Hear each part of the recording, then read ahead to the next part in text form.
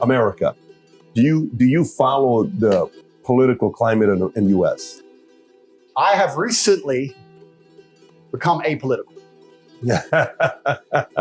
I have so little faith in either side of the system that I am now absolutely and utterly apolitical. I do not have any opinions on anything. I'm an apolitical person because I feel like it's two sides of the same coin. That's my Doesn't matter who it is. Left, right, middle, it's the same thing. I think from an ideological perspective, it's nice to have certain figures because it certainly inspires the morale of the sensible as opposed to the morale of the insane. I believe that. However, I believe that the power structures are set up in such a way that the president doesn't truly matter. I don't know if you saw, there's an interview with Putin when Trump first became president. You can find it on YouTube. He said something very interesting. He said, what do you think about Trump? Trump has all these ideas about Russia and how he wants to change the world, etc. And Putin said, I think he said 4. I've sat through 4 US presidents so far. They all come with very interesting ideas. And then the men with the black suits and the briefcases come and explain to them how things are done. And then they leave and I'm still here and nothing really changes. Putin said it. Putin understands. And I think for this reason, winning a vote is nice to say ha-ha to the other side. Winning a vote is nice to say, look, there's still some common sense in the world. It's certainly a morale boost from the actual skin and bones, from the actual blood and grit of how it would change society. I don't think it changes anything. And for that reason, and because I don't want to be suicided, I am absolutely not I'm able. Do you put him as the most powerful man in the world, Putin? Is he at the top or you put Xi ahead of him? My view on Putin is very controversial. So I wrap this up with this. I think Putin is misunderstood. I think he's a misunderstood man. I think that he's been in power for a very long time. I think he's extremely smart. I think he genuinely cares about Russia and Russians above other countries. We're living in a world now where it's very interesting to see European leaders self-implode and self-destruct their own gas prices, their own governments, their own businesses, their own populace's living standards because of some idealistic notion that they need to help a nation that they have no direct link to. If I'm a leader of X country, I should be concerned about X country more than I'm concerned about the plight of whatever country. That's my duty and job. I think it's very interesting that most politicians in the world today don't seem to give a shit at all about their constituents.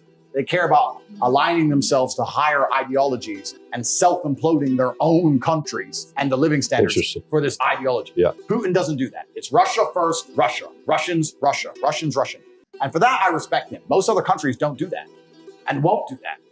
So I find that very, very interesting about him. I think the current situation is absolutely and utterly unfortunate. I think what happened is terrible. War on all sides is always terrible. I think it's unfair that we discussed Ukraine at length when this has been happening across the Middle East and Africa for decades and nobody ever gave a shit. But now people seem to give a shit about proxy wars and unfair conflicts and people dying. It's always been happening and nobody cared because they're brown or black. But now we care because they're white Europeans and their chicks are hot. So I think there's a degree of hypocrisy there. He's certainly not the bad guy everyone's saying he is. He has a point, and his point is logical and it makes sense, and he has a point to defend.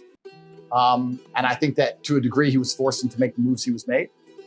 And do you have a unique perspective with Ukraine being a neighboring of your Romania and like Zelensky and Putin going back and forward?